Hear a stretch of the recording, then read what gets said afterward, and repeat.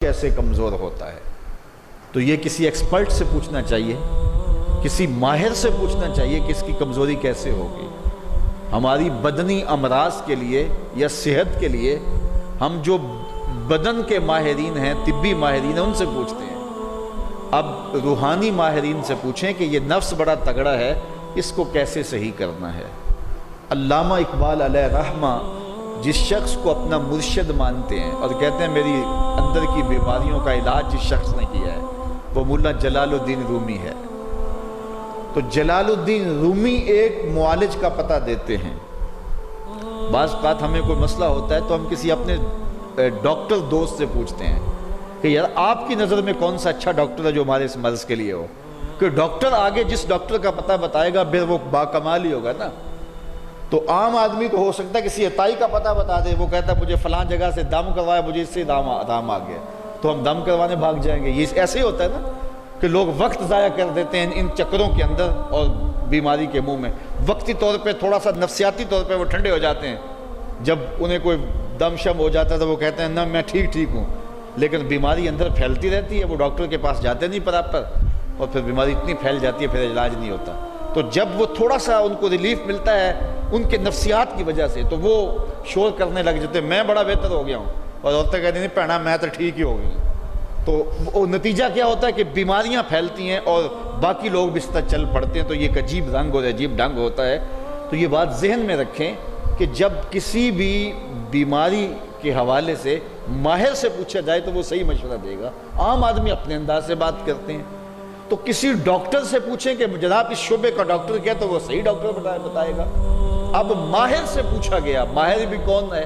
جس کو اقبال نے بھی اپنا مرشد مانا، اور اقبال نے جس کو اپنا مرشد مانا وہ مرشد ہی ہوگا نا۔ اللہ اکبر۔ تو وہ اقبال فرماتے ہیں ایک مرشد کا پتہ دیتے ہیں علامہ رومی کا، اور رومی آگے ایک مرشد کا پتہ دیتے ہیں۔ ہفت شہر عشق را عطار گشت ما ہنوز اندر خمیں یک کوچام۔ شیخ فرید الدین عطار کے بارے میں حضرت رومی کہتے ہیں کہ یہ وہ شخص ہے کہ جو عشق کے ساتوں شہر گھوم چکا ہے، اور حضرت رومی کہتے ہیں کہ میں پہلے شہر کی پہلی گلی کے کونے پہ کھڑا ہوں۔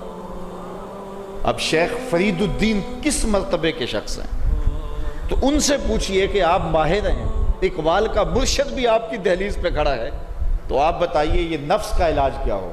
تو شیخ فرید الدین فرماتے ہیں آؤ میں تمہیں بتاؤں اس نفس کا علاج کیسے کرنا ہے، کیونکہ یہ نفس کا علاج ان لوگوں کے پاس ہے۔ باج فقیراں کسے نہیں ماریا، باہو ظالم چور اندر دا ہو، یہ ان لوگوں کا ہی کام ہے کہ اس کا علاج کریں۔ تو شیخ فرید الدین فرماتے ہیں نفس نتواں کشت الا باسے چیز بات گوئم یادگیرش اے عزیز۔ نفس نہیں مرتا، لیکن اگر تیرے پاس 3 اسلحے موجود ہیں تو پھر اس کو قابو کرنا مشکل بھی نہیں ہے۔ وہ 3 اسلحے کون سے ہیں ذرا سن لیجئے، اور اس نیت سے سنیے کہ ہم اس ماہ صیام میں اس پر عمل کریں گے اور اپنے نفس پہ قابو پانے کی کوشش کریں گے۔ کیونکہ یہ تقریر محض تقریر نہیں ہونی چاہیے کہ میں آ کے ہر سال کوئی بات سنا جوں اور آپ ہر سال سن لیں، تو اس سے کیا فائدہ ہوگا اگر ہم عمل نہیں کریں گے۔ تو اس نیت کے ساتھ سنیں کہ یہ ایک ماہر روحانیات کے ماہر نے ہمیں یہ مشورہ دیا ہے کہ اپنے نفس کا علاج کیسے کریں۔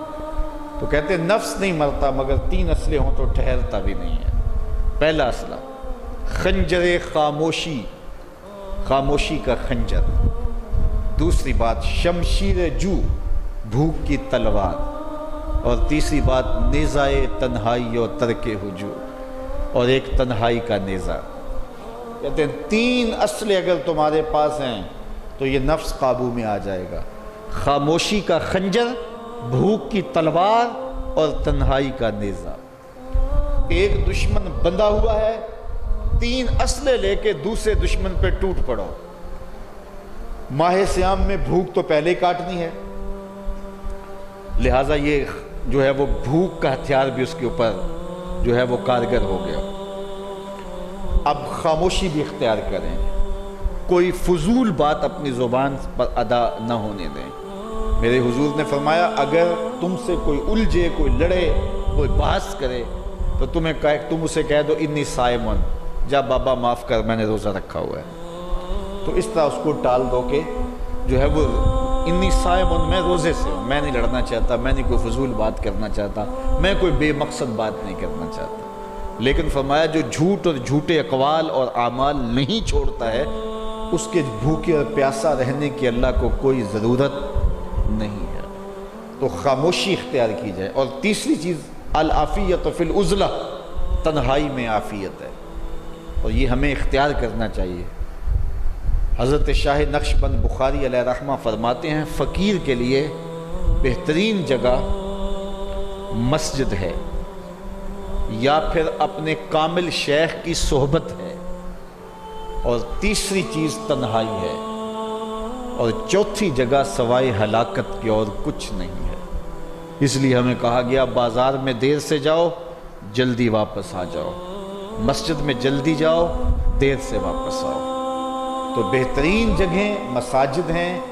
کامل پیر اگر کسی کو مل جائے، آج تو اس دور میں کامل کا تلاش کرنا بھی ایک مسئلہ ہے، لیکن جن لوگوں کے انفاس کی خوشبو سے دلوں کی تربیت ہوتی ہے وہ مفقود نہیں ہوئے، اگرچہ تھوڑے ہیں، اگر طلب سچی ہو تو مل ہی جاتے ہیں۔